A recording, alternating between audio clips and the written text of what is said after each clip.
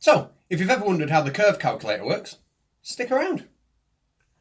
So, quite often we hear the curve calculator mentioned in a lot of the videos that we see on the internet. This is just a real brief kind of description of how it works. Now, Mick West has got a website which I'll link in the description, and he breaks down all his maths, and he also arrives at one final equation to put everything together. I'm not going to do the final equation. What I'm going to do is just talk you through the steps so you know how it works. We need a 10-second reminder on Pythagoras if we've forgotten it from school. If I've got a right angle triangle, this is a hypotenuse. The square of this side, so in other words, if that's 5, then 5 squared will be 5 times 5, will equal the square of this side plus the square of this side. So in this instance, 5 squared plus 3 squared equals 4 squared. And it does, because 3 times 3 is 9, 4 times 4 is 16, and 5 times 5 is 25. Okay, so that's your refresher on Pythagoras. Now, how do triangles help? Well, first things first, I need to know where am I stood on the earth and how high off the earth am I? And I need to know where the target is. And I need to know that when I'm looking at my target, the line of sight is this, and anything below the horizon, so all this here I'm going to label as HL, is lost height. I can't see any of this, and bar refraction obviously, and this is what I want to calculate. The reason I can do this is because I know the radius of the earth. The radius of the earth is 6371 kilometers, or if we do the conversion to meters, there we go. Now, I need to know the observer height, and I need to know the distance between myself and the target. So let's say we're doing 50 miles, which is 80,000 meters, and I've got an observer height of 2 meters above sea level. Well, because I know the radius of the earth, which is this number here, if I add these two together to give me 6371002 meters, then I have the hypotenuse of this triangle.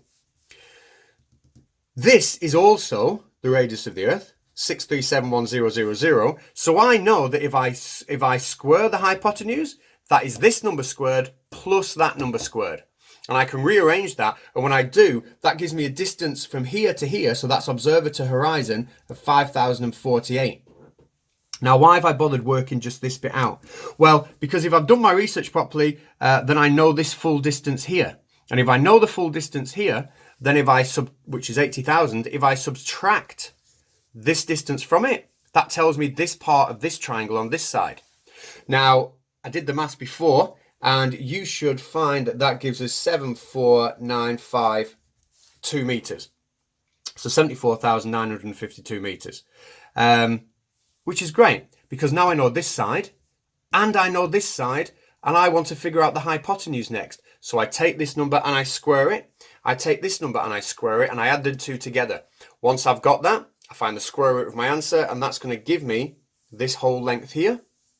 Now, obviously, I just want this section, but if I know the whole hypotenuse, then I can subtract the radius of the earth from my answer. I can subtract this number here from my answer, leaving me with just the lost height. So it's really, really clever. But let's look at how it marries up with the 8-inch per square mile rule. Well, if you work all this out based on a 2-meter observer height over an 80,000 meter or 50-mile distance, right, like it's similar to the Chicago skyline, you will find out that the lost height comes to about 440 meters. All right, so give that a go if you want to practice with this and see if you can do it. Now, the flat Earth kind of mantra is 8 inches per mile squared. You know, they'll calculate what should and shouldn't be seen based on that. Well, let's see how accurately that holds up. 8 inches per mile squared, 50 miles. 8 times 50 squared. That gives us, I did the maths before. Oh, right. If I do 8 times 50 squared, I get my answer in inches. And when I do the conversion from inches, it gives me 508 meters. So we can clearly see that the 508 meters is way bigger than that. Which is why, you know, sometimes when flat earthers do the observations, are surprised that they can see stuff that they can't see, because they're expecting much more hidden height. And this obviously isn't accounting for refraction.